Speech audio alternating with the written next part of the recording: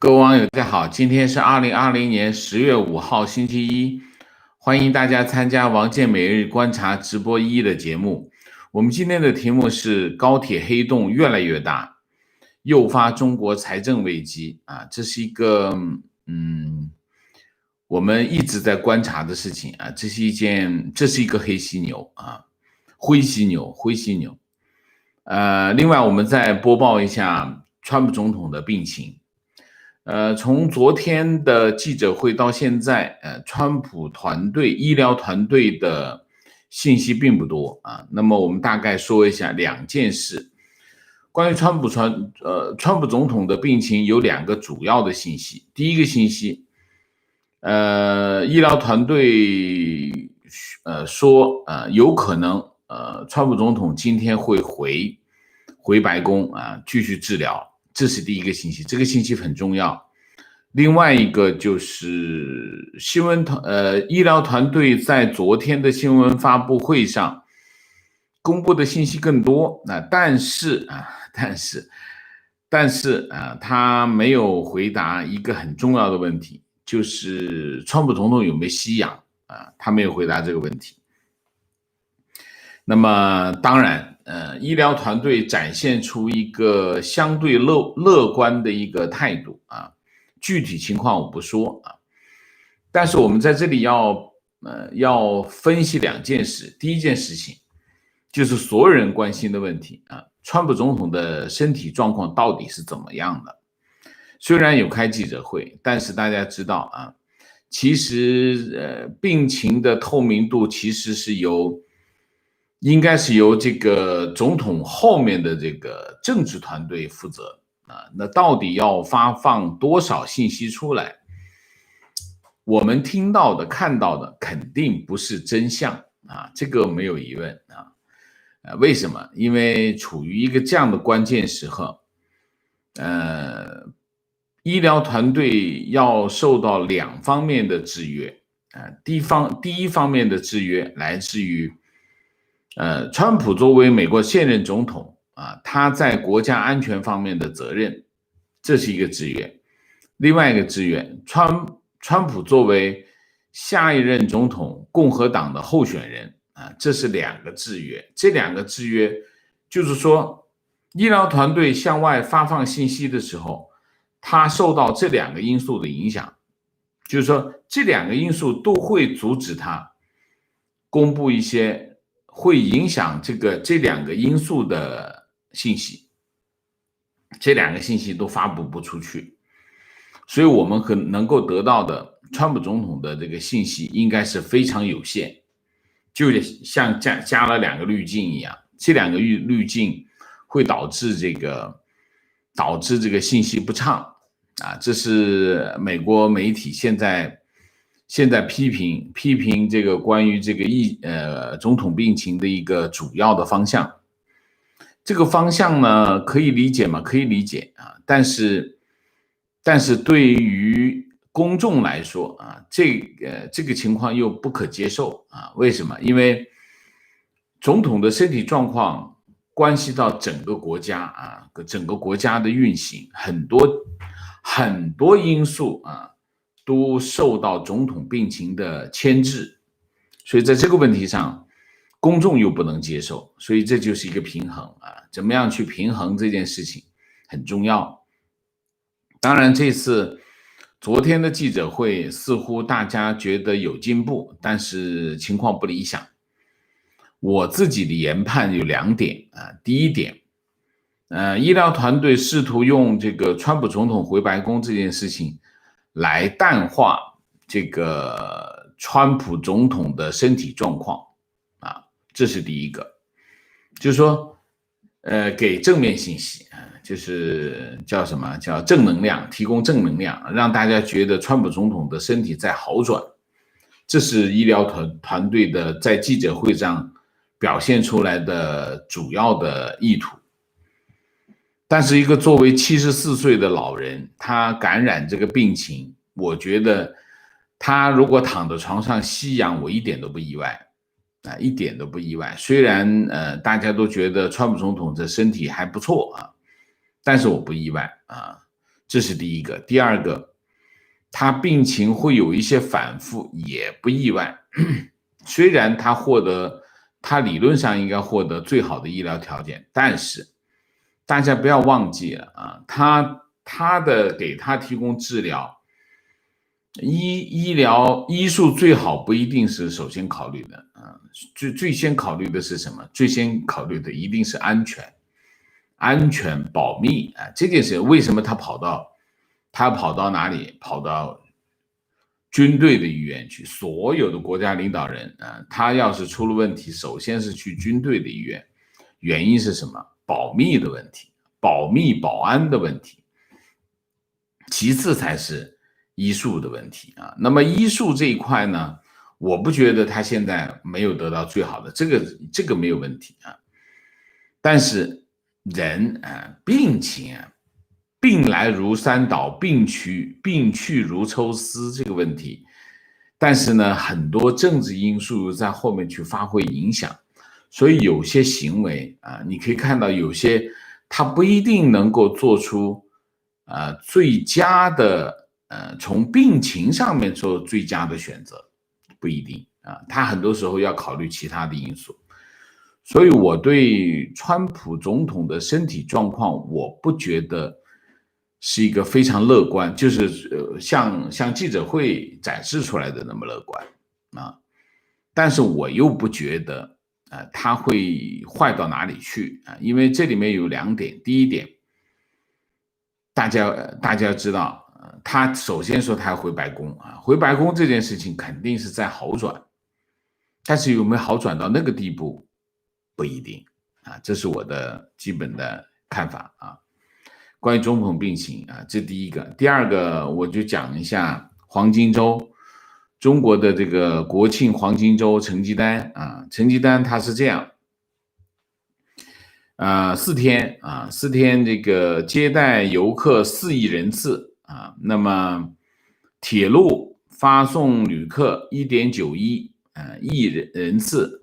民航是648万啊，那么文旅部测算啊，大家不要以为他公布的数据是全国统计完了以后报给他，然后他照着读的，不是的，算出来的就不真实，所以大家听听就算啊。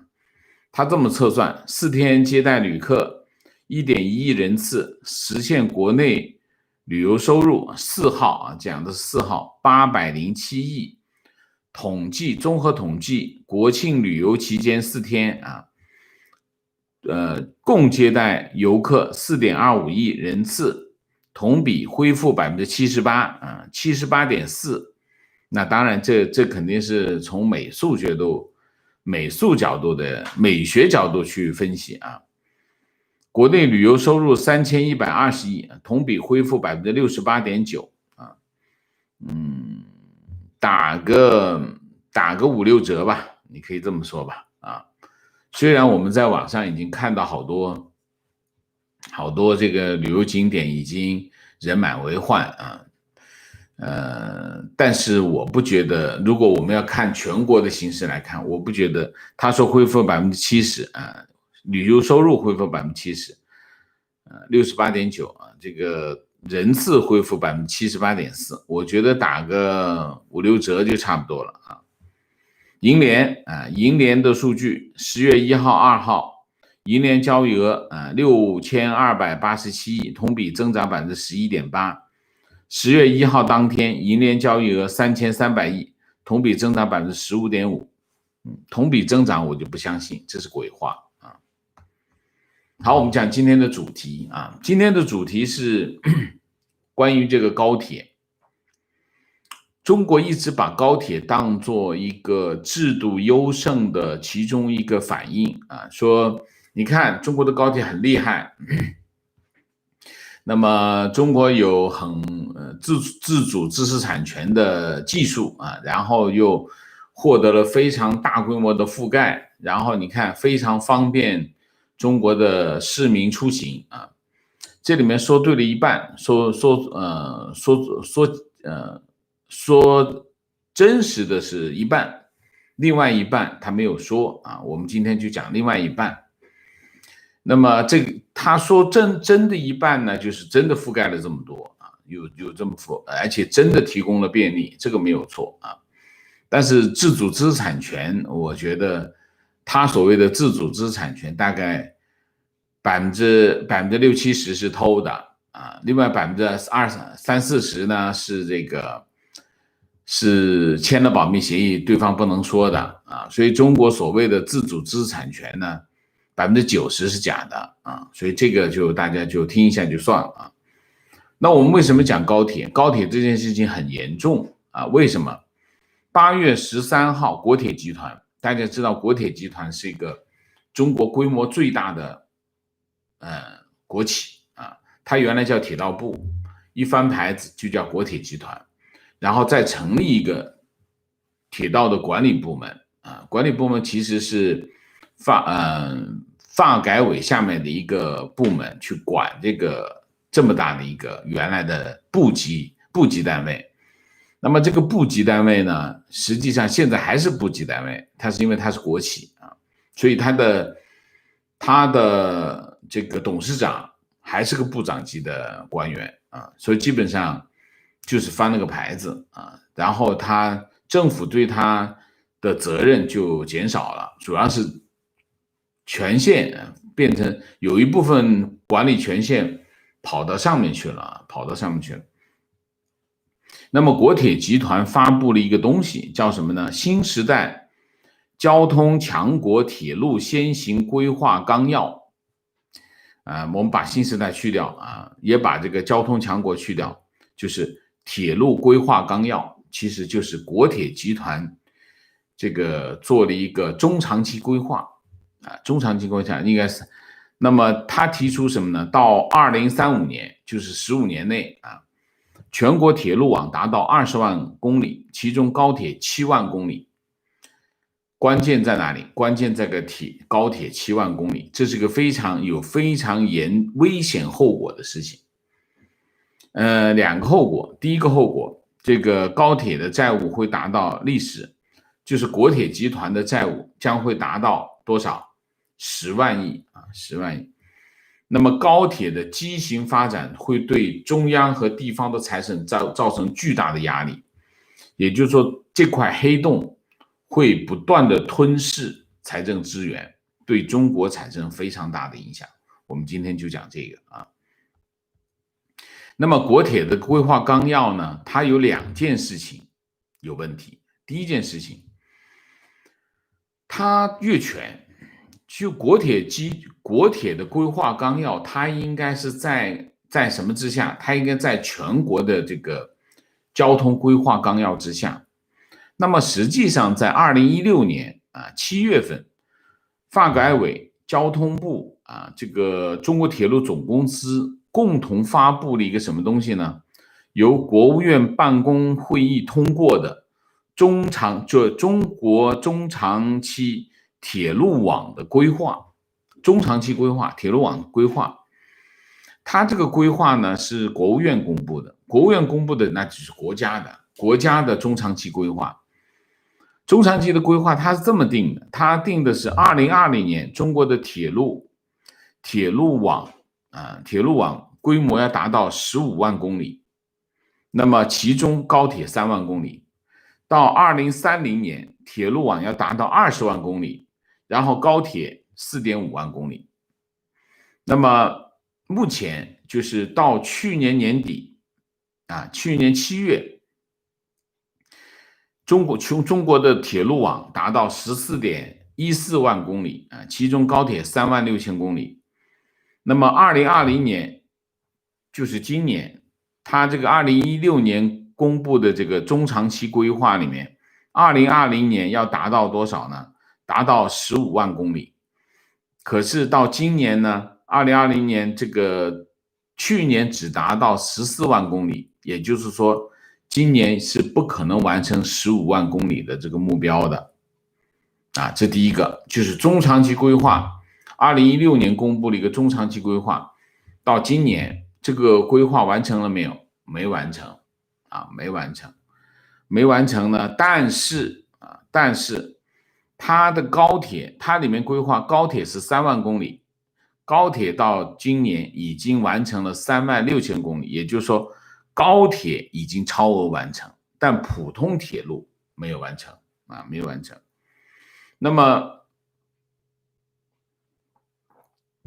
在中长期规划当中，就是国务院定下来的中长期规划当中，那么它的铁路网的结构是这样的，就是说普通的铁路占77.5%，那么高铁占22.5%，那么国铁做的这个规划纲要呢，把这个铁路网就改成什么呢？改成了这个普通铁路占65%，高铁占35%。那其实呢，按照这个国铁的这个规划纲要呢，到2035年，普通铁路的路网规模是13万公里，它只需要再建2.46万公里就够了。就说从现在到15年之内，它只需要建2万多公里。但是高铁要建多少？34000公里。就说它未来15年，普通铁路它只需要建25000公里，可是高铁它建了34000公里。高铁的规模要比这个建设的规模要比这个普通铁路要多将近1万公里，9000公里。这是一个非常大的改变啊！你想一下，一个国家你的高铁的布局和普通铁路的布局，它事关重大。为什么？2个原因。第一个原因，高铁的这个建设成本非常的贵啊，高铁建设成本我印象中是1公里是1亿多啊。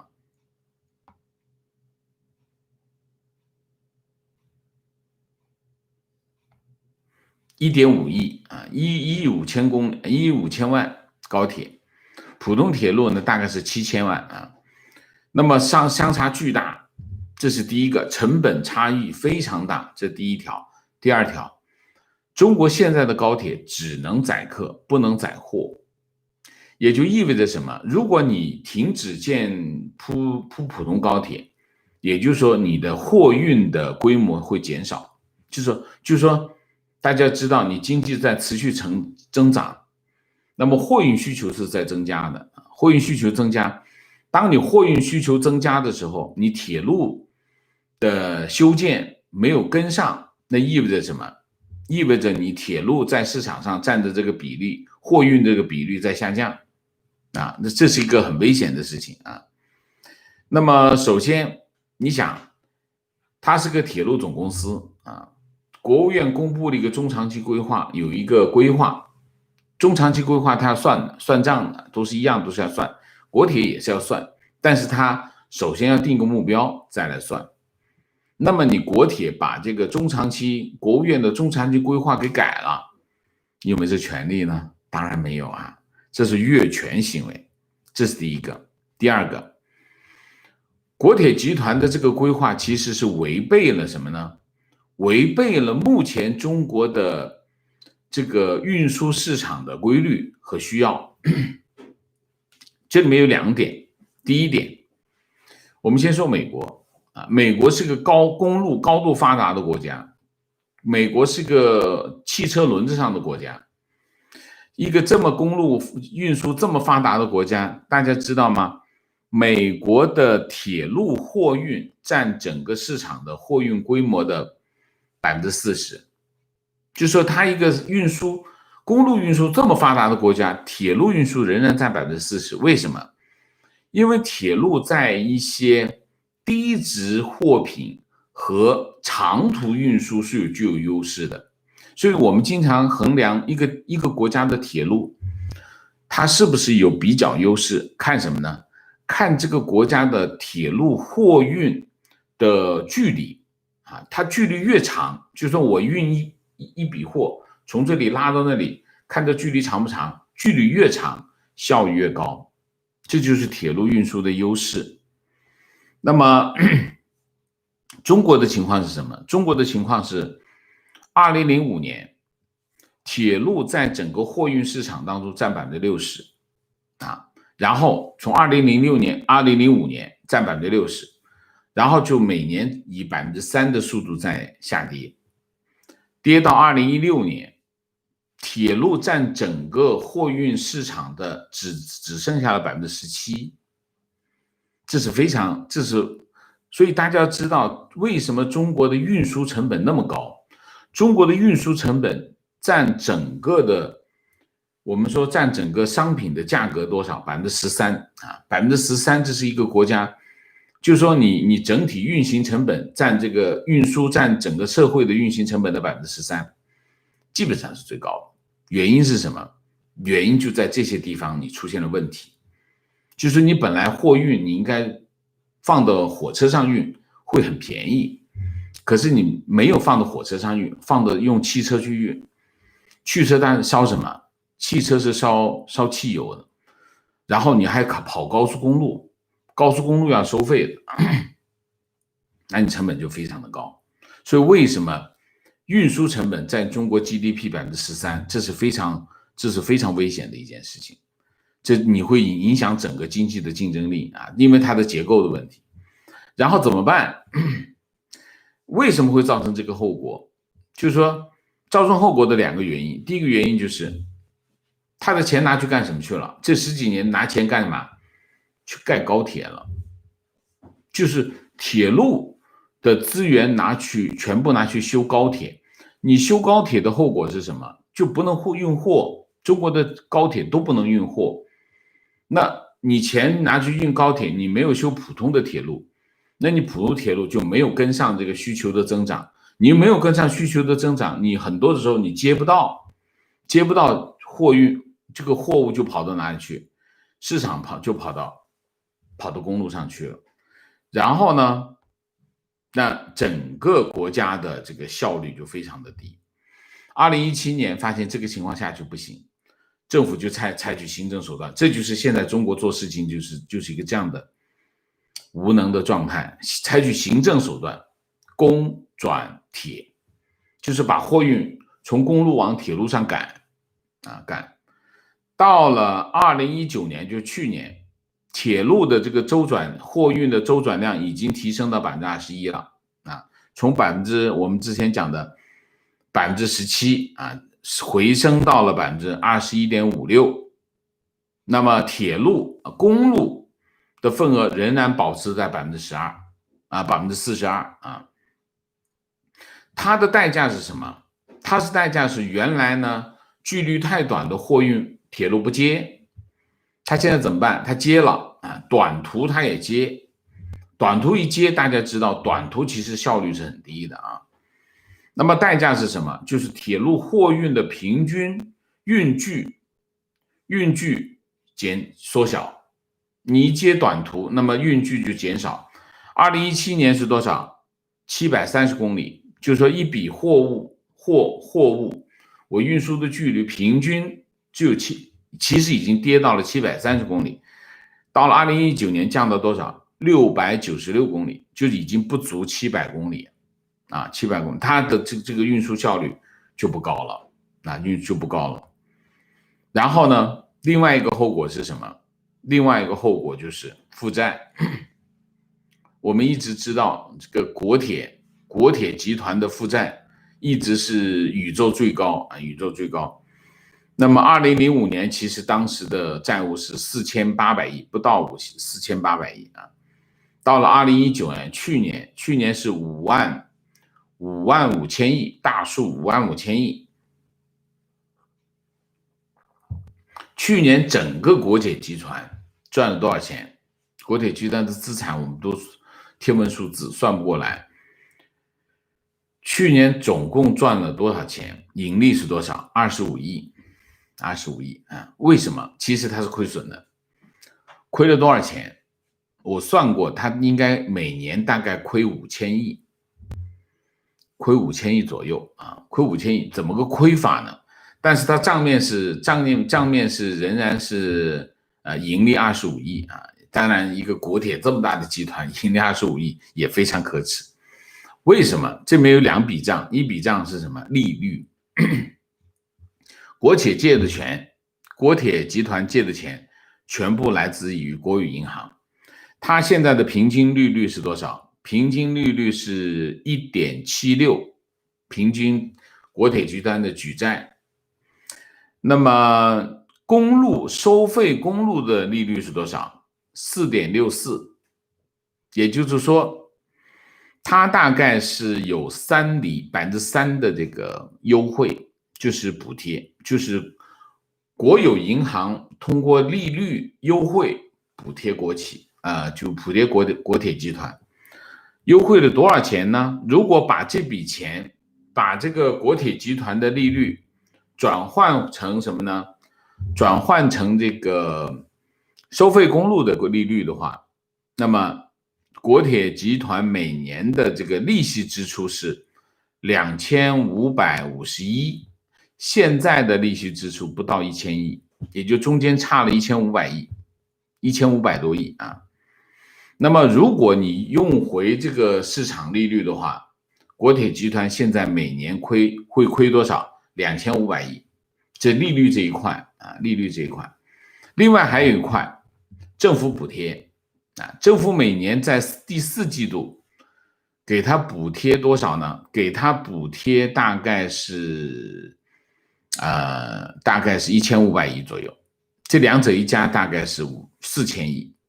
另外还有一块补贴，什么补贴？就是资产使用，资产使用这块很多地方是不收钱的，这块大数1000亿，也就是说国铁集团每年现在大概是亏5000亿啊，大数是5000亿左右。那好，如果这过去这个叫什么修铁路啊，修高铁35000亿，现在已经修了35000亿的高铁，按照每公里1.3亿，我们把它那个有些西部地区的高铁的这个成本稍微低一点，总共投了多少钱呢？45500亿啊，45500亿。45500亿是什么概念？现在中国的高铁平均一天的开行的这个，它铁路是一对一对开，就是往这边开的同时往两个车站，这个车站跟这个车站，这边往这边开，这边往这边开，这是一对啊。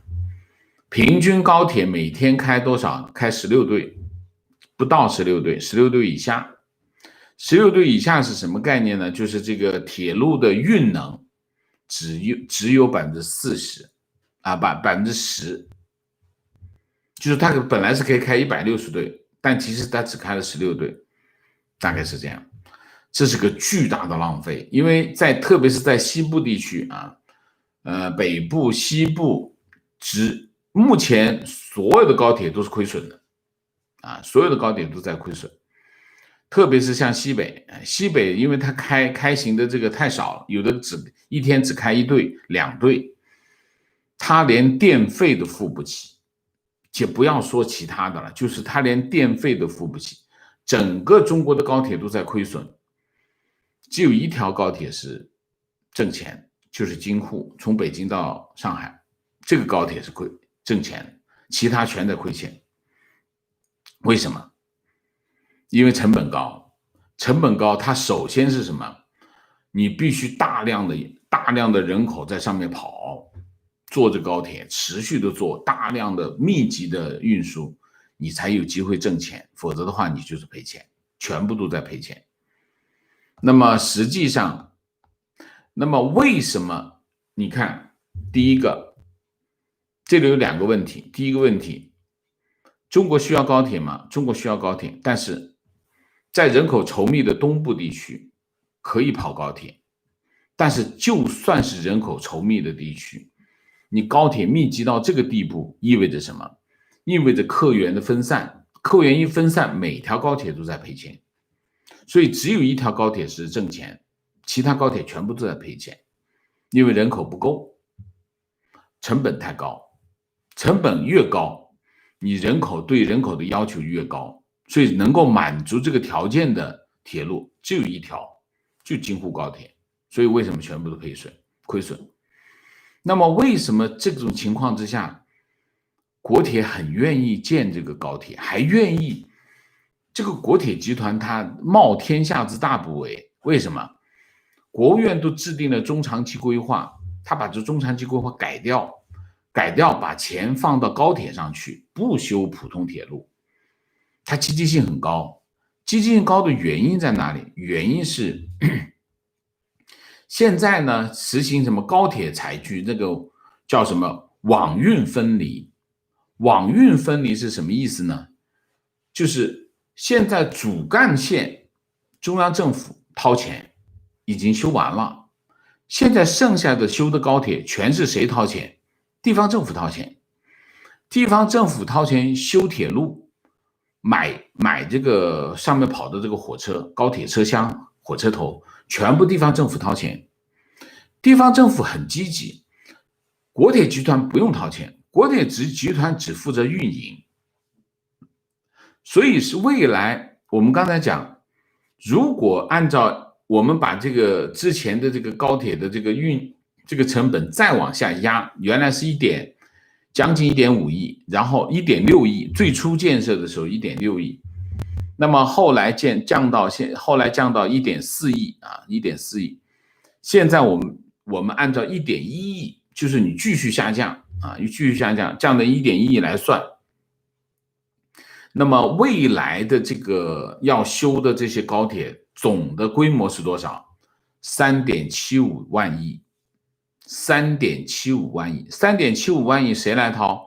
地方政府掏。地方政府3.75万亿，他们现在很积极，很积极的原因有2个原因。只要你把钱投下去 ，GDP 砰就上去了，所以这是个政绩。所以地方政府建高铁的积极性空前的高，这也是为什么国铁集团非常愿意，甚至冒天下大不韪去改这个中长期规划。其中一个原因就是既然我不掏钱，这个3-4万亿的钱全部地方政府掏，那就让他们掏好了。但是其实国铁集团就算不掏钱去建，它的整个的投资也要跟得上去的，这个没有疑问。这是一头。另外一头，你想一下，铁路本来应该去建货运铁路网，因为货运经济增长有需要，但是铁路就是不建啊，国铁集团就是不建，我就拼命的建高铁，因为普通铁路他掏钱，他不愿意掏这个钱，所以他把这数据调整一下，他掏的钱就少了，钱由地方政府掏。但是现在地方政府有钱吗？地方政府没有钱。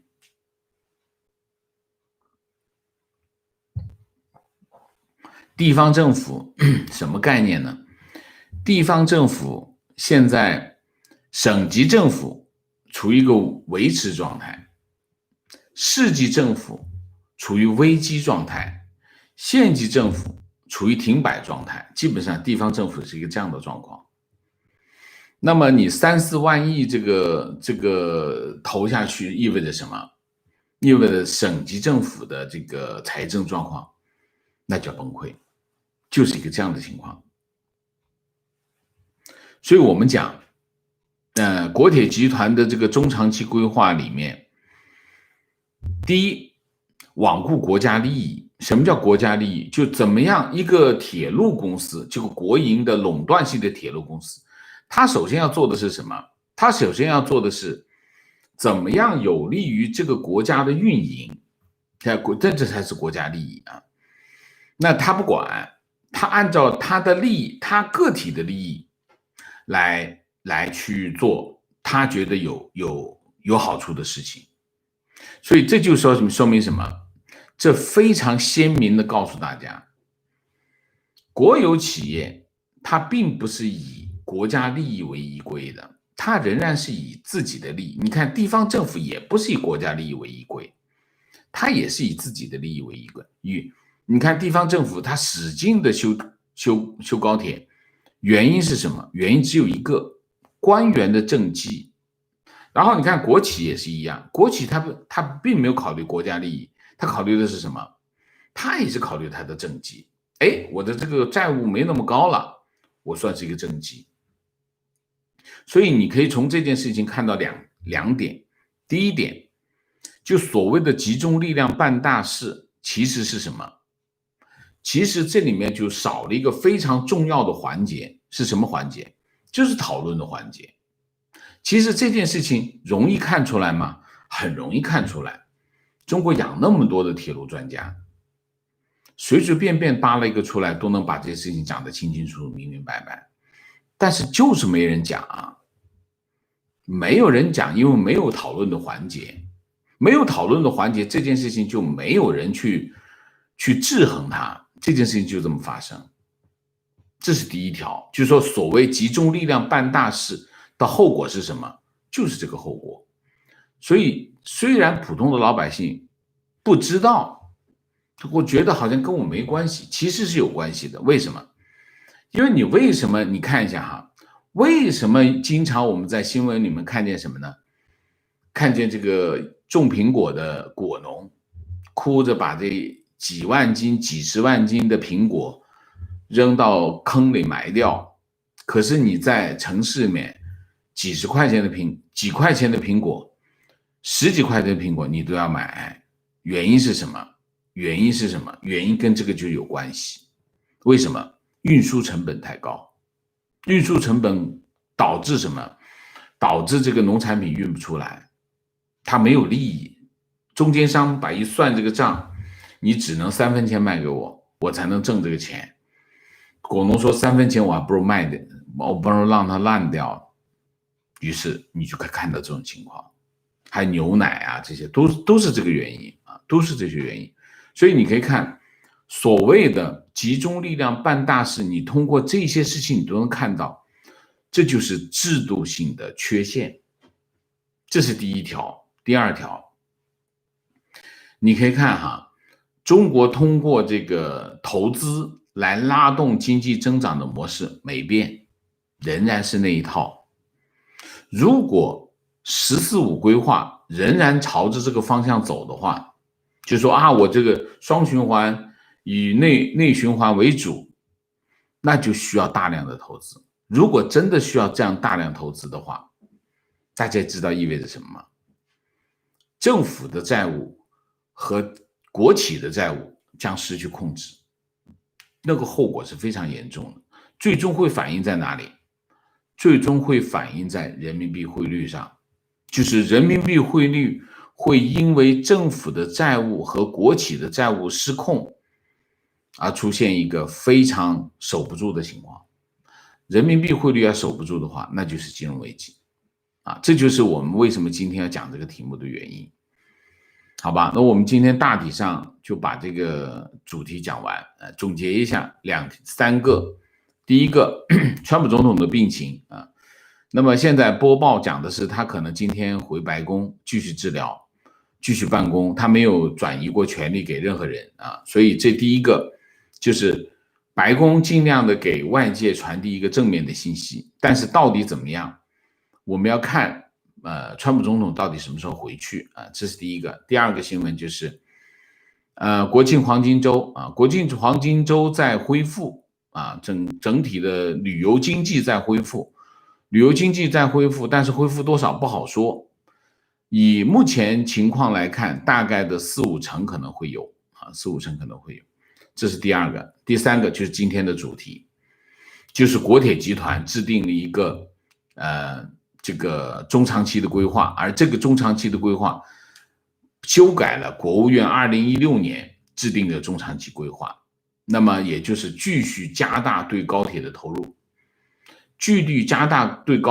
入，会继续扭曲中国交通市场的畸形的形态，造成整个国家运行效率的低下。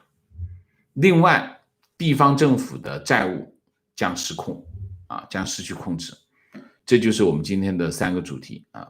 那我们下面就进入互动。进入互动之前，例行公事，请大家点赞，请新来的网友订阅，请大家加入我们的会员，支持我们做更好的节目。再说一句，请大家加入我们的会员，支持我们做更好的节目。那我们周末呢，尝试做了2件事啊。第一件事情就是把一些过去的视频里面的一些精彩片段剪了一些啊，我们幕后的工作人员做了一个这样的工作，剪了一些这个精彩的片段放上网啊。这是星期天第一个。第二个，把过去1周啊，我们这个新闻进行了一个归纳。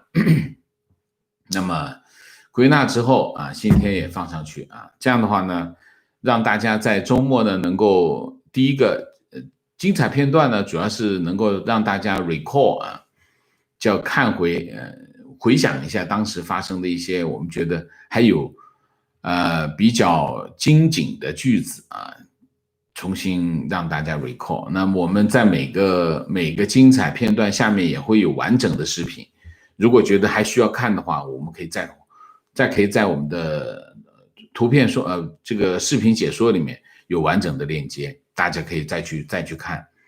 这是一个。另外一个呢，就是我们把1周的这个新闻归纳一下，那么我们慢慢的会把这2个产品啊慢慢的优化。我们下个星期开始呢，我们会把这个每周的这个汇总的精选的这个新闻呢规范化啊，每天的新闻我们都会放进去啊。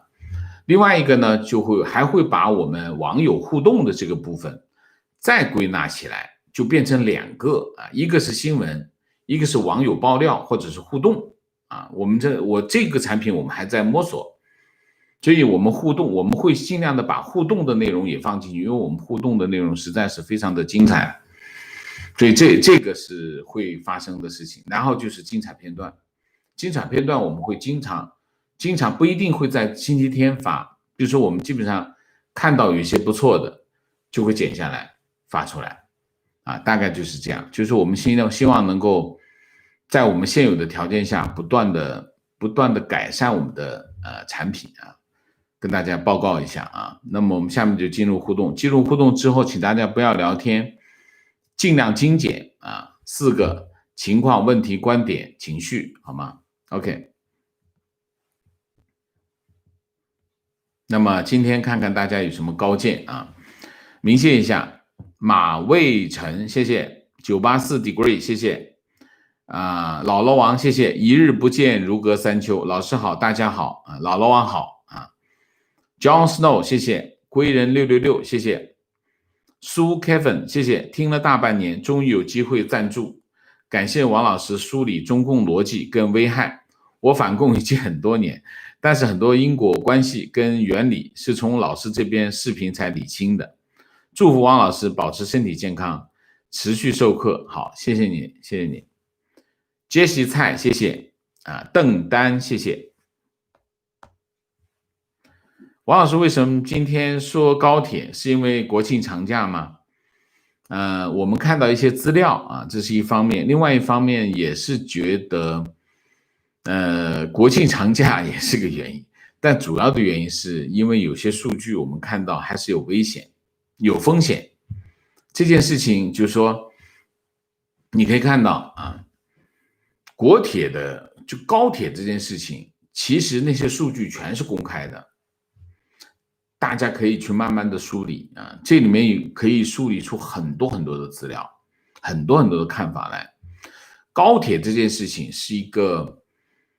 我说它是个灰犀牛，就是说它正在发生，而且它发生的后果可以预期，而且它未来产生的影响也可以分析得到，但是很少人说，所以我特别要多讲几次啊！我应该前面已经讲过2次，我们这是第3次讲高铁啊。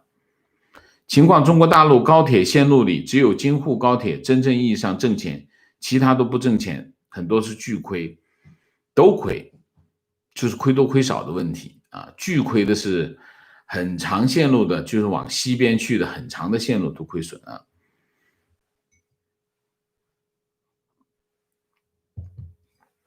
观点：造那么多高铁，理由就2个：第一，愚公巨额投资拉动 GDP，于私比修一般的铁路能捞更多的钱。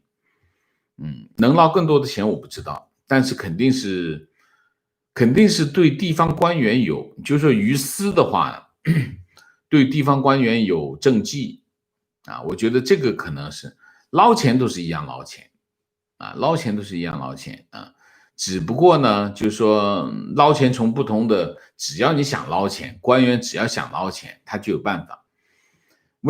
我觉得对于官员来说啊，修高铁啊，我们这里已经有高铁了，老百姓也说得好，不仅仅是上面领导说得好，老百姓也说得好，所以对他来说是政绩啊。观点：高铁票价太贵了，很多高铁站设置根本不合理。我老家的高铁离市区太远，从市区去开车高铁要1个小时，然而去广州也就1个多小时。他们现在有一个思路，什么思路呢？把高铁站放远一点，那么中间呢，跟高铁站有关的这些地方都能够带动它的经济，这是他的思路。他不是从这个方便的角度，他是从带动经济的角度。其实地方政府修高铁的其中一个积极性是什么？就是他老觉得高铁如果我这里没高铁，人财物都跑到别人那去了。其实这是个非常大的误区啊，非常大的误区。其实是这样的，就是说，大家知道这个中国有一个叫环北京的贫困带，大家听说过吗？就是围绕着北京，北京是一个北方的一个中心城市啊，北京围绕着北京有一个环京贫困带，就是主要讲的是在河北、河南这一带地区叫贫困带，就是这个地方经济非常差，很落后，又很穷，叫贫困带。为什么环京有个贫困带呢？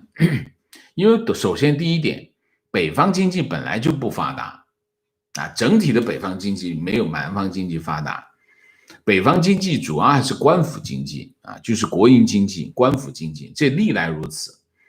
就是北方的这种经济的跟经济有关的条件没有南方好，这是第一个条件。第二个条件，北京是个中国北方的一个超大城市、特大城市啊。那么又有权，又有经济，又有这个文化，所以它变成了一个巨大的黑洞。它把周围的这个叫什么经济的元素全部都吸走了啊，全部都吸了。经济市场要素我们通常讲几个：人、资金、货物，还有什么？还有技术等等啊，是主要要素这几样啊，近4样要素。那么你想一下，你在石家庄做个小买卖，做大了，你就想去哪儿做？你就想去北京做。你说石家庄买卖做大了，我跑到北京，北京更挣钱，北京市场大，但竞争激烈。但如果我这个产品很独特，我能在北京占一席之地，那我比这个石家庄强不知道多少倍。所以我一不小心我就跑到北京去了。所以北京会把它周边的这个市场要素都吸走。这一吸走的后果是什么？北京周边这地方就穷的要死，就叫贫困带，就这么来的。地方政府呢，他很多官员，他当然他有一个误解，什么误解呢？就是叫什么？火车一响，黄金万两，要致富先修路。这句话呢，其实对地方政府的影响是非常大的。就是我要带动这个地方的经济，我就得把这个路修通。这个话是没错，前提是什么？前提是原来没有路，我现在把这路一修通，里面的东西能跑出来。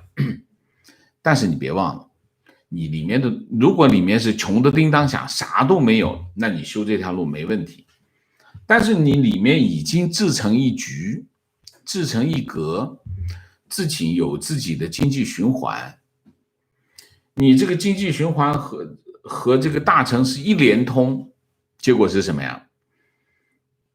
你的市场要素就会被吸走到这个大城市去，原因很简单，原来这些人跑大城市跑不动，为什么？交通不便。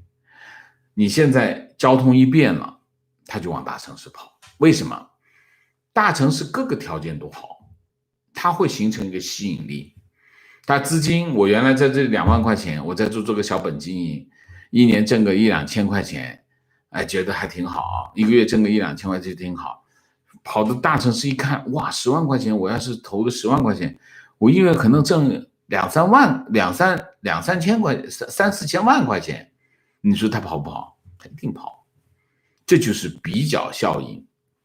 所以呢，实际上他们不了解是什么，就是说一些相对落后的城市，当它和特大城市一连通的时候，它的经济会被吸走，它会萎缩。这地方这个官员就不知道。当然他更想搞这个项目的原因还是想捞钱，还是搞政绩，但是对当地经济其实没有好处。第一个，债务这么大，你得慢慢还吧，总得还吧，那你后果是什么？我们讲中国地方经济正在走向拉美化。为什么？原因其中有一个原因就是，当这个债务大到一定的程度的时候，那些银行就开始不借钱给你了，就是不敢借钱给你。当不敢借钱给你的时候，地方政府就没办法运行。因为什么？他们基本上旧的债是不指望还的，就是万年债，地方政府每借一笔钱，他都没打算还，他都没算过我什么时候还，也没打算还，也没有还款计划。他是怎么呢？他是借新债还旧债，然后再借一笔债来运行。现在的情况是这个，如果银行发现我这个债不行，借不了了，地方政府就完蛋，就是这个问题。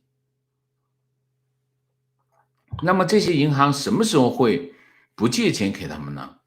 就是当他自己也保不住的时候，他就不借了。那他什么时候保不住呢？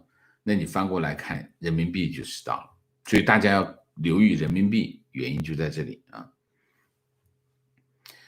观点：年年春运，国际长假挤成沙丁鱼，居然亏的，他们前期投了多少资？观点：中国在货运、客运方面有3大系统，高铁、高速公路和民航都是运力过剩，谁都活不好，会慢慢的运力越来越过剩，特别是什么？特别是民航，民航的过剩的更厉害啊！民航过剩的更厉害。情况：高铁用的是无闸道床，普遍承重在17吨左右，货运车轴重一般在30吨，高铁自然不能运货。OK。观点：中国经济终将崩溃，因为中国经济增长只剩下铁公鸡，而国外资金撤离已经基本确定，现在只有少数加码杯水车薪，无法形成规模。那些铁公鸡又绝大多数有大量贷款，资金短缺形成烂尾，贷款便无法偿还，连锁反应的结果就是崩溃，只是看快或者慢，早或者晚而已。OK。你要先把崩溃定义清楚。什么叫崩溃啊？把崩溃这件事，我们经常讲啊，中国经济会崩溃，我们首先要把崩溃哪些指标出现什么程度的下跌，才能定义为崩溃？我们要把这个定义清楚。其实我在看这个问题。那么什么时候会发生一个这种级别的下跌啊？这个我可以研究一下啊，大家如果有兴趣的网友可以研究一下，我们一起来研究一下啊。观点：高铁是江为了救经济打的兴奋剂，打了10年的兴奋剂，身体垮了，一身病，而且出现了抗药性，剂量要越来越高。这个比喻有点特点。观点：高铁就是房地产翻版，房地产是中荣基时代的支柱产业，高铁是胡温搞的。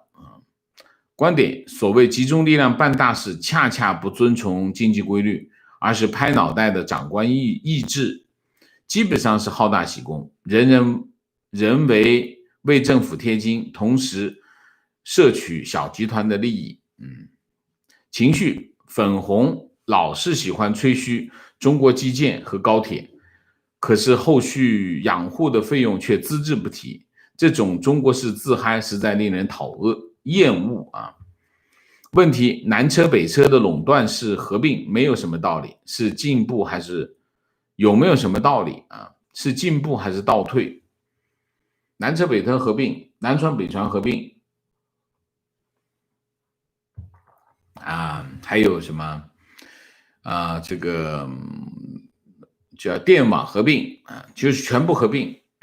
我们看一下它有没有合道理呢？你要看它当初为什么要分拆。其实原来就是一个部门，政府一个部门。但当初分拆的原因是什么？分拆的原因就是市场经济。市场经济的特点是什么？市场经济的特点就是你在市场当中要有足够多的市场主体。什么叫市场主体？就是市场参与者。讲最通俗的就是供应商。你要有不同的供应商，你才能产生竞争，你产生竞争才能够反映市场的效率。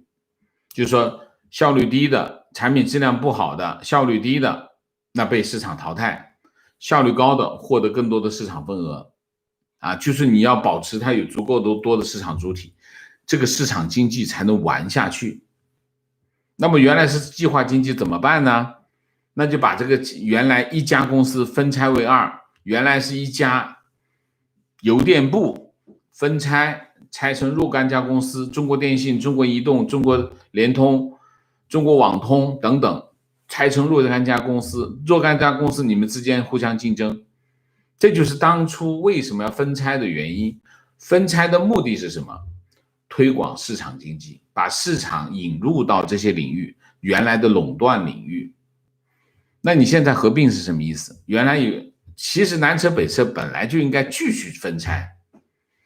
改革开放它的进程是这样啊，改革开放的大局是在江朱时代完成的，就是说李鹏呢就是个过渡人物，从64过渡到江朱时代。江朱时代呢，其实把市场经济搭了个大致模样啊，大致模样搭出来啊，汇制改革解决金融问题，汇制改革、银行改革啊，这是一块叫金融改革。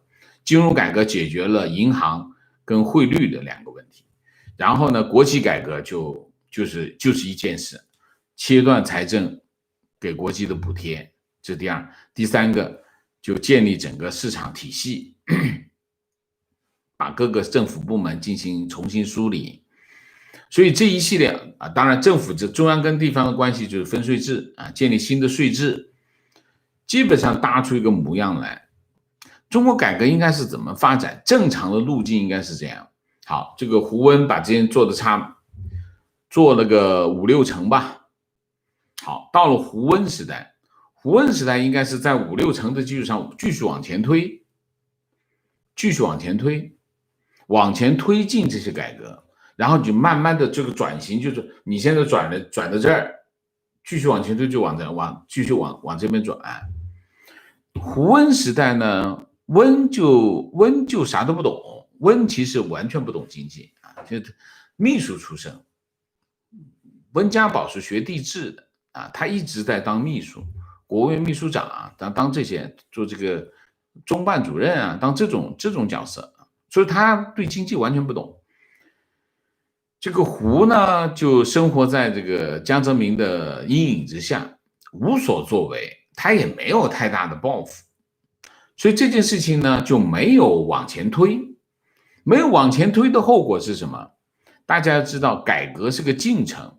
其实你改革为了推动改革，你有很多妥协，你很多妥协呢会要不断的去解决你妥协的问题，留下的问题，你要不断的去解决，否则这些妥协会变成一个大问题。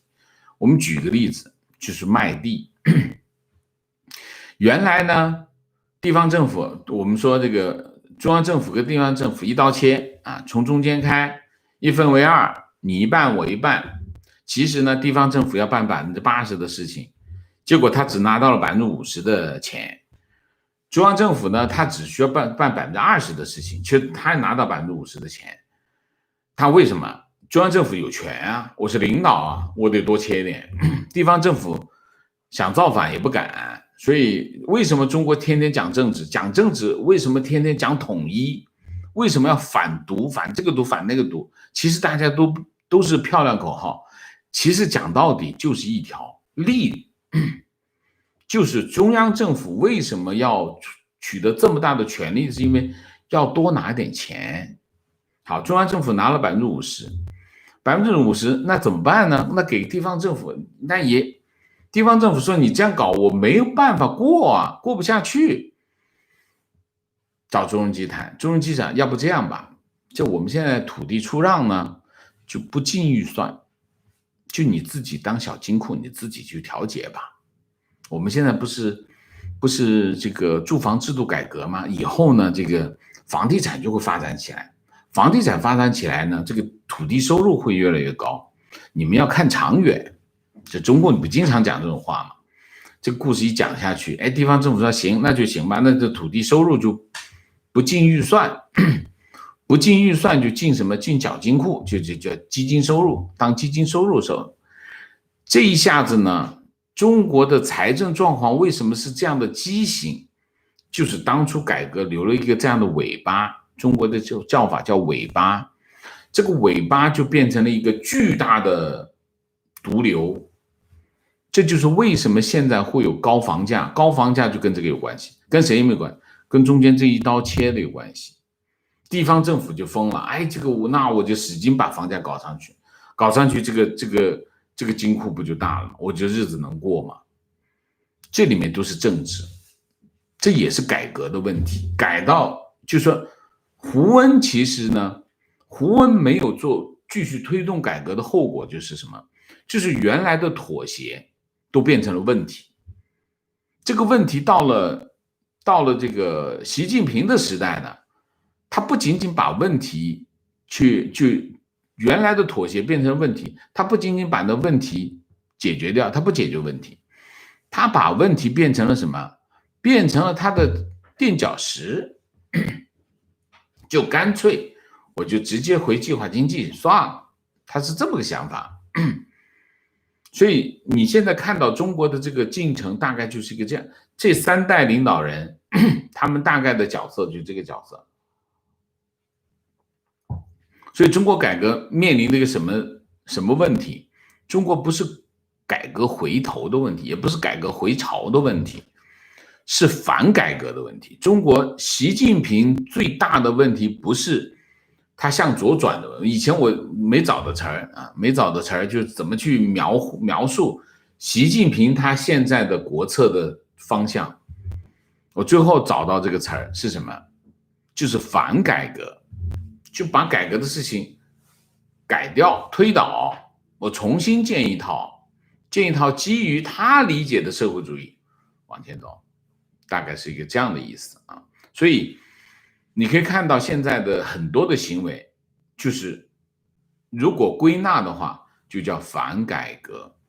南车北车合并反改革，南船北船合并反改革，他把所有的部门，所有的这些一合并到最后变成什么？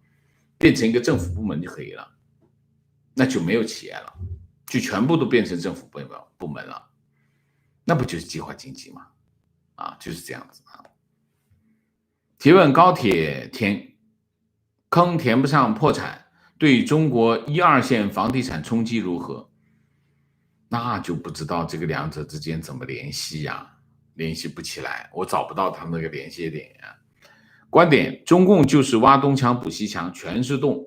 恒大的例子，以债养债，房地产搞不动，再盖高铁，以维持经济成长的假象。观点：南北车合并是为一带一路出口高铁卖个好价钱，避免南北车去国外投标打架。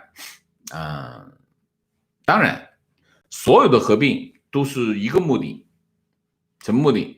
消灭竞争。消灭竞争的结果是什么？消灭竞争的结果就是所有地方修高铁的价格都是由一家公司一拍板去搞定，所以它的价格会越来越高，垄断价格后果就越来越高，就是这样。所以大家坐高铁的价格为什么越来越贵？因为它开始垄断了啊，垄断了，那它固定投资不就贵了吗？固定投资贵了的话，那票价不就贵了吗？就是这样啊。分享高铁不跑货运的列车几大原因：一，高铁本身就是属于客运专线，它的路基设计与货运铁路不同；二，客运车辆与货运车辆参数不同；三，混跑的话不好调度，货运装卸费时；四，高附加值的小包裹可以用高铁，比如快递。以前接触过铁路的东西，分享给大家一些基础知识，谢谢啊。观点：搭飞机更盖高铁，不知哪一种对环境生态的破坏大些。在我来看，中国的高铁就是生态浩劫。不是高铁就是生态浩劫。环境首先是个概念，就是说我们在这个土地上生活，我们要照顾这块土地，因为这个土地供养了我们，这是个概念。就是说我们对这个土地拥有责任，但同时我们又拥有这个权利。那么我们在这里生存啊，就是有责任、有义务、有权利，这三者之间是一体的。那么中国现在的问题是什么？中国的现在的问题就是中共本身是没有底线的做任何事情啊，所以对环境来说，虽然从2016年开始，这个习近平就刮这个环保风，就无数的企业因为环保倒闭啊，数以百万计的企业倒闭在环保政策下，但是他们其实并不是真正的要保护现有的环境，他要的是什么？两个字：政绩啊，政绩。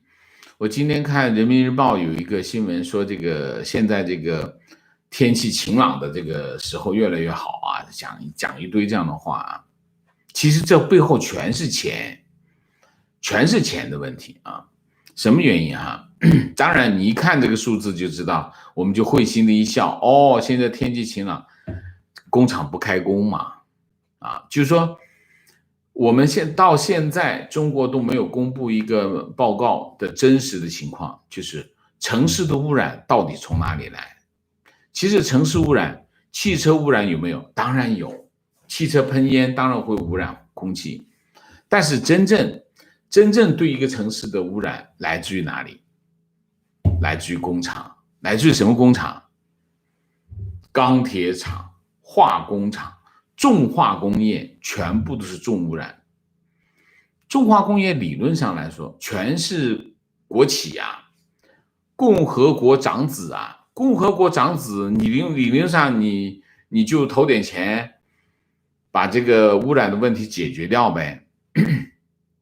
他就不愿意啊，我可以不投，我就不投啊。这就是独裁的任性。独裁的任性在哪里？独裁的任性就是你买汽车要抽号，美国的汽车比中国多多少啊？对吧？你见美国的空气污染严重吗？有中国严重吗？你看这个叫什么？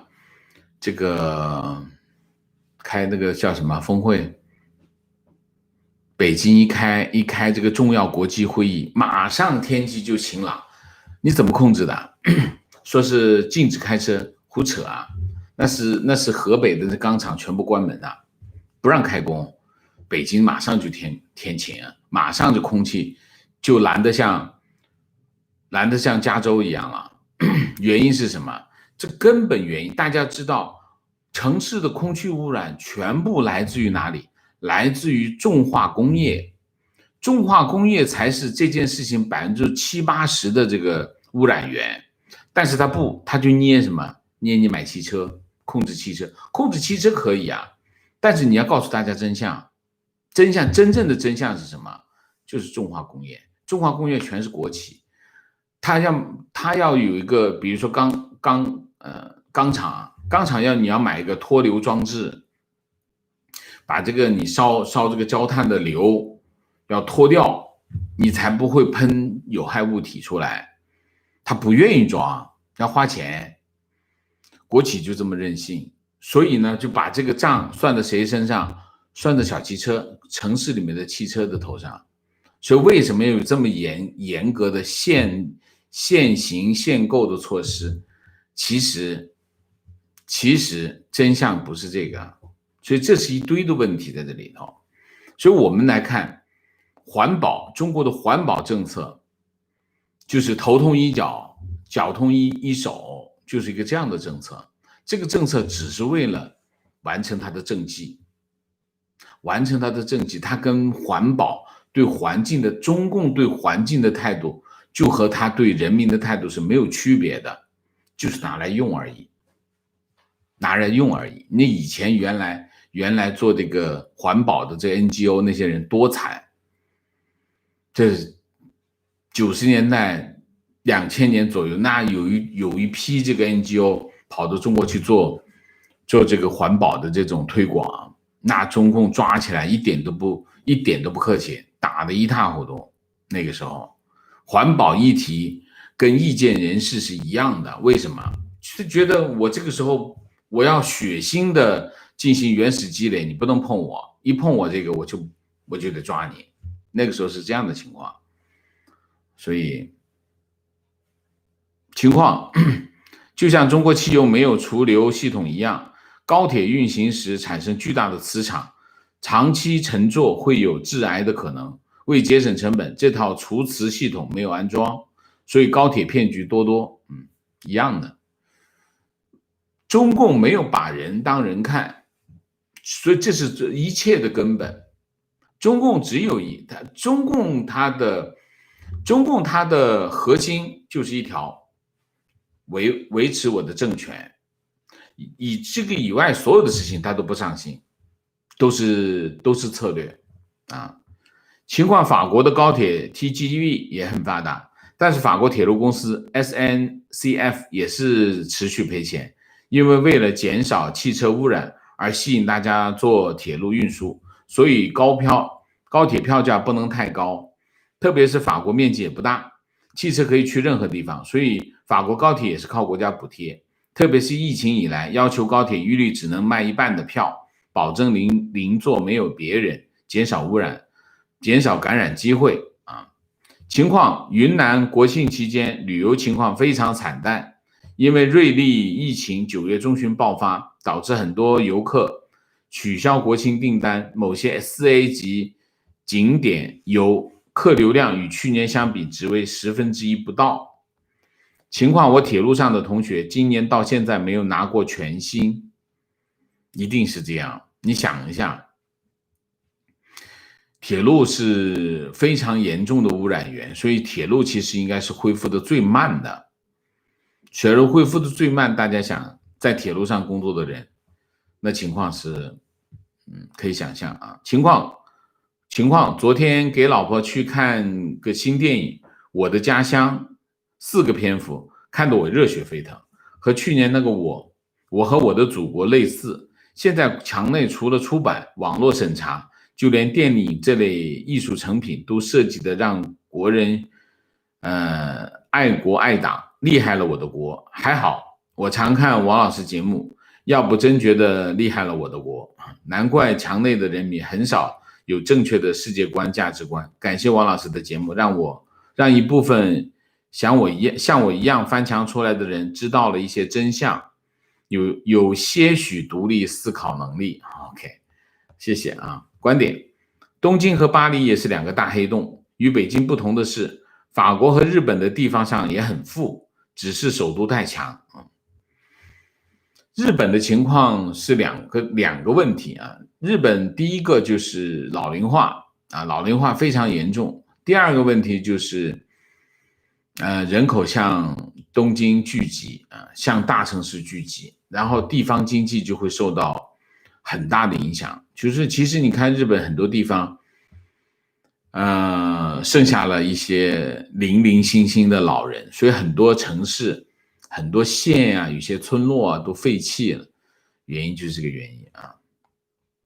情况，中国的朋友跟我说，中国的基建世界第一，我当个屁听。CCP 向他们宣传马路、公路、铁路修好了，就以为基建厉害了，其实只是大和多，并不好用。而且自来水、地下水、供暖、垃圾处理、学校、医院、公园等都是基建。中国的基建好吗？不歇。中国的基建它是这样，你去看一下高铁站，很有中国特点啊，就是非常的大，大到什么地步呢？大到你走不动啊！中国的高铁站都是往大了建，越大越好。一个300-400万的城市，那高铁站可以进，你一口气看的比欧洲大部分首都的机场还要大1倍以上，都是这个概念。为什么？花钱啊，越大越花钱，领导越高兴。这是一个。第二个，反正也不是我的钱，关键是什么？老百姓觉得也不是他的钱，这是中国人经常一个非常重要的误区。说你看这个我们的这个基建有多好，但是呢，你想一下，高铁车站外面的配套设施全部都没有，全部都没有，那一塌糊涂。北京南站通车的时候，我去采访，说是温家宝上车，我在外面等了大概是3-4个小时，我就火都来了，走也走不掉，没办法。那一塌糊涂，那个叫一塌糊涂，就是一塌糊涂，4个字，一塌糊涂。就北京南站，后来去什么长沙、什么南昌、什么高铁站，那一塌糊涂，都是一塌糊涂。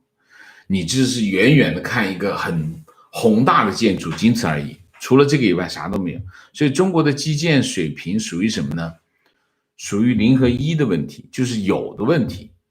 但是1跟2、2跟3的问题，那这不用讨论，不用讨论啊。你可以看中国的基建，你要说基建的话，只解决了一个大家伙的问题，其他啥都没有啊。高速公路很多啊，很新啊，但是配套你下去之后，那就不知道怎么样了啊。情况今天还看到央视在 YT 直播高铁游，看来真的亏很大，连央视都帮忙行销了。情况美国汽油便宜，我住的地方2块到2块4一加仑，4升啊，开车灵活、经济、随意，绝大多数路不收费，野外驾驶空气清新、淡雅，比火车和飞机惬意啊。观点：现在大城市挣钱，小城市生活，基本形成层层联动，这样小孩跟老人留守老家，生活物资远程提供，精神远程联系，两地置业生活是常态了。所以地方更多的落脚点会放在小孩教育和老人养老这一块。我不相信。大家要知道，小孩教育跟老人养老这块全是花钱的。你想一下，这个后果是什么？这个小城市花钱去搞教育、搞养老，然后呢，经济主体在大城市，那小城市吃啥？那钱怎么办？财政收入都在大城市，小城市只是花钱帮他养老，帮他带小孩，那小城市吃什么呢？这是不成立的啊，这是无法维系的。那你说小城市跟大城市说，那你1年给我500亿，我来办学校，我来搞养老院，然后这个老人住在这里，那个打工在你大城市，可能吗？不可能，那是不现实的。观点：一个国家是否强大，不在于高铁跑多快，不在于是否有强大的科技，不在于有多强大的军队，而是在于一个人是否有尊严的活着。病都看不起，高铁跑1000公里1小时有用吗？这种辩论就没有结果。就是说，我们怎么去判断？我们就怎么去判断一个国家到底对人民哪样东西更好啊？这个我们没办法判断，就是说你中间会有很多很多的比较啊，可以算账，各种账可以算，但是我觉得比较这个没有用，没有用，讨论不完，就是头尾相连啊。真正要讨论一个问题是什么？真正要讨论的问题就是这个国家的终极目标是什么？这个要讨论清楚，这才是跟宪法有关系的东西。就是一个国家的根本是什么？我们以前的节目讲过啊，一个国家的根本就是人民的福祉，没有其他的利益。什么共产党的领导？如果你的这个宪法要保障共产党的领导的话，那这个国家就不是人民的。如果你这个国家的宪法是围绕着保证人民的福祉展开的，那这个国家国家的人民才真正的有权利。如果这个国家是为了保障某个政党的利益的话，你去讨论这些东西都没有意义，完全没有意义，因为没有用啊。观点：想了解中国的基建，推荐一部纪录片《大路朝天》，深度的反映了中国基建的各种原始面貌。OK， 观点：中共不顾市场因素，高铁大干快上是有军事目的的，不仅仅是运兵，还有导弹发射。铁路机车拉导弹发射从洞里出来，沿着几纵几横机动，是反导系统捕捉的盲点。你说反了，高铁没有办法去运兵。高铁，你想你要运兵，肯定得运坦克吧？坦克得多重啊？一辆坦克几十吨啊。高铁那个不能运兵，要运兵还得用普通铁路啊。观点：中国流行过要想富先修路的说法，但有些发达国家的经验告诉我们，交通畅通之后，人才和经济空洞化速度更快。没错，就是这样。提问：为什么上海没有像北京那样，周边浙江还是很富，而北京周边虹吸的叮当响？这就是我刚才一上来我就会讲，北方的经济相对薄弱啊，北方的经济本来就很薄弱，像河北啊，像什么内蒙啊，像这些河北，你像这北京在这个北京在这个河北的中间啊，河北基本上是北方最穷的一个省了，基本上啊，所以你想一下，它首先它本地经济就不发达，然后它产生这种虹吸现象就非常的强烈。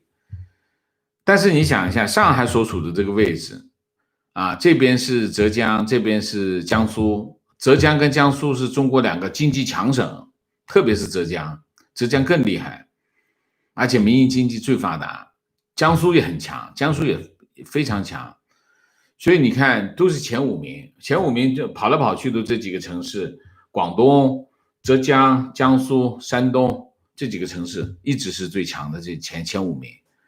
所以上海有没有形成虹吸现象？有，上海也有对这些周边城市形成虹吸现象，但是这个虹吸现象没那么明显啊，没那么明显。但是上海产生虹吸现象不是针对浙江、江苏，针对什么？针对安徽、江西这些，但是这些省呢又有一点距离，所以它产生虹吸现象的效应没那么明显。就这个原因，就靠着它的就浙江、江苏，浙江、江苏本身很强，所以它虹吸不了。这个虹吸有，但是没那么厉害。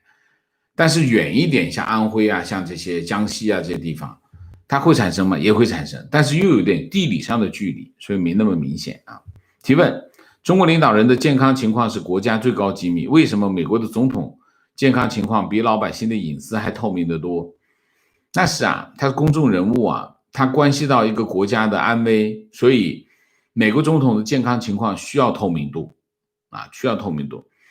但是在某种情况下，如果它会影响到国家安全，因为你要知道，美国是世界上敌人最多的国家，虽然它也是盟友最多的国家，但是一个总统他的健康情况会不会被他的敌国拿来作为一个攻击美国的一个工具呢？是有这种可能性啊。所以美国总统的健康问题，他要保持一定程度的透明度，因为他是个民选的总统，他要给美国的人交代，美国国民交代，这是一个方面。另外一个方面，他在一些情况下，他也要保持他的从国家安全的角度，他有一些东西他不讲出来啊。当然，这就是一个平衡的问题。我刚才节目里面讲啊，就是这样啊。观点从特朗普不断露面就知道他的病情很轻。以我这个当过医生的眼光看，医疗团队发表的病情和治疗的情况已经非常清楚了。OK， 谢谢你的专业意见。观点：农业废，农村穷，农民苦，他们是知道的。之所以每年的1号文件都是关于农业的原因，可惜都是骗农民的，有谁关注？其实中国农民的人权被践踏更持久，这是农民的痛苦根源。这是个非常有良知的观点啊！我经常讲，这个世界上有一个国家是没有条件去讨论任何国家的人权问题，也没有条件去讲别人歧视的问题。为什么？因为当今社会最大规模的歧视和人权迫害就发生在中国。什么东西？就是农民啊，农民早年的户口问题啊，就是农转非的问题，就是中国有系统的，它不是偶发性的，它是系统的，针对农民进行歧视和压制，还有剥削。这是二元经济，中国叫二元经济，叫城乡差别，他自己也讲，但是他没有讲到问题的根本。中国的城乡差别其实是什么？其实就是大规模的剥削农民，大规模的歧视农民，大规模的剥夺农民的权利的一个过程。所以这个过程是以10亿人民的这个生活在痛苦当中为代价的。所以在这个问题上，中共就是说很多最近不是白宫在研究，到底是讲中共这个种族灭绝罪呢，还是讲它反人类罪呢？其实用反人类是最合适的啊。为什么？这不是反人类是什么？你说对中共对待农民，难道还有其他更准确的描述吗？就是反人类啊！所以中共是最没有条件、最没有资格去讲别人的人权状况啊。提问支持王老师，女儿在纽约上大3，是服装设计，现在是网课，她妈妈想让她订机票回国，我担心明年拿不到签证，再回美国继续完成学业，一家纠结，希望王老师指点迷津，拜托你啊，谢谢。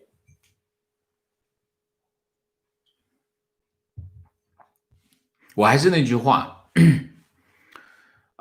你想一下，中国人喜欢呢，做聪明的事情啊，就是说中国人因为一直生活在非常困难的环境当中，那么他就喜欢经常就是想办法，我聪明一点，我就活得更好一点。所以中国人就是永远要让自己聪明一点，没有就骂人，在中国人当中骂你笨，这就是一个对人最基本的判断，就是说你这个人就不行的了啊，活不好的啊。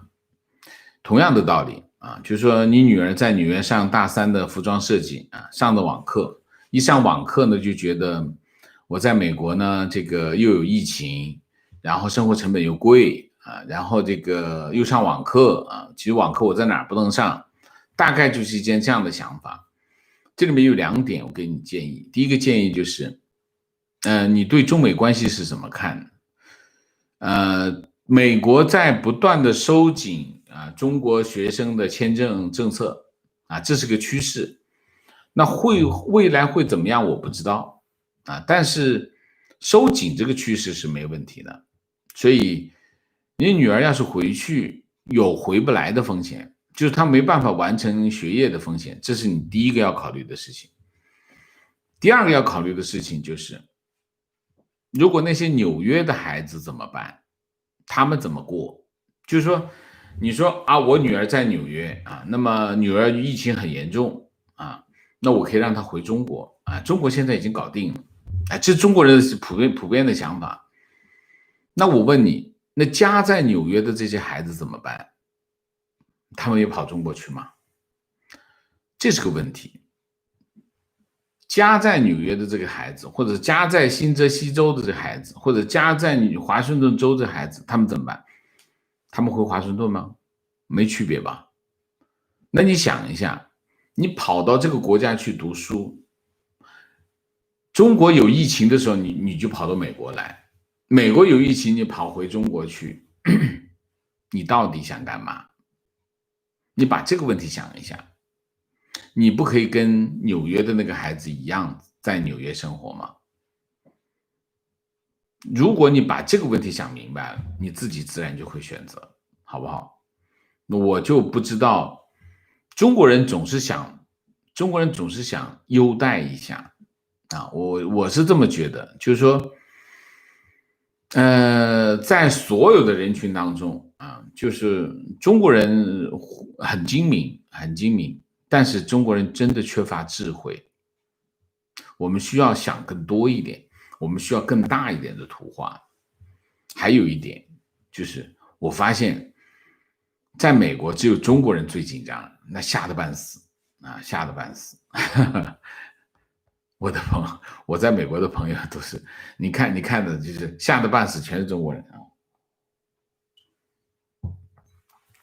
提问王老师你好，很喜欢你的分享，请问能否讲一下移民与原生家庭的相处方法和故事？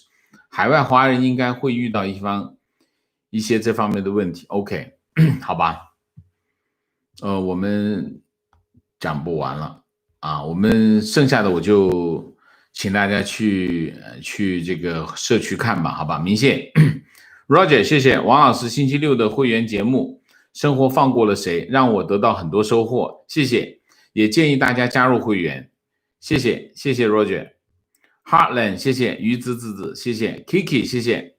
既墙内不方便支付的网友给王先生倒茶，王先生今天加班辛苦，谢谢你。Vincent 侯，谢谢王先生加班辛苦，天气要转凉了，送王先生暖宝宝啊，谢谢。CC77111，谢谢王老师，今天又超时了，感恩在我开完会还能听到直播 ，OK。Trans Island Republic， 谢谢王老师，美西加班辛苦，谢谢。好，我们今天的节目就到这里，感谢大家参与，我们下个节目再见。再见之前，请大家点赞，请新来的网友订阅，请大家加入我们的会员，支持我们做更好的节目，做更好的自己。谢谢大家，谢谢。